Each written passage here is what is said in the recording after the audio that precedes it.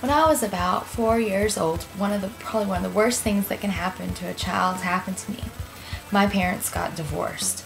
I can remember all the fighting that went on in my house, and I can also remember the pain and the loneliness and confusion that I felt in my own heart as a result of what was going on around me.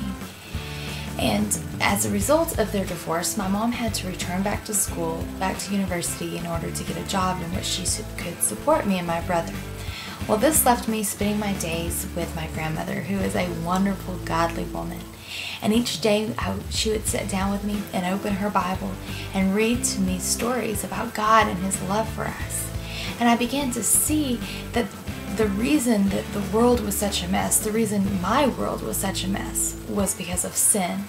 And I learned about the fact that God sent His Son Jesus to take the punishment for all of that sin. And I realized that He was my only hope. And one day, after our Bible time, while my grandmother was in the kitchen making lunch, I stayed in the living room and was singing along to some little kid praise music.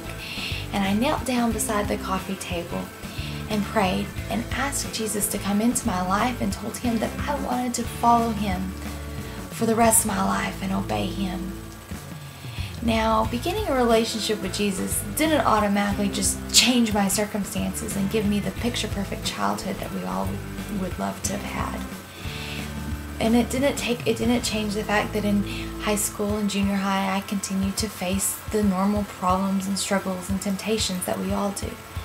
But what it did change was my response to these and where I placed my hope in the midst of problems and trials. I learned to find my security and my identity in Jesus Christ alone. And there's one verse of scripture that has always that I've always clung to. It's found in the book of Lamentations 3:22 through 25. And it says, "The steadfast love of the Lord never ceases. His mercies never come to an end. They are new every morning. Great is your faithfulness. The Lord is my portion, says my soul. Therefore I will hope in Him." You know, it's the great faithfulness of the Lord and His mercies that are new every morning that make this my best story ever.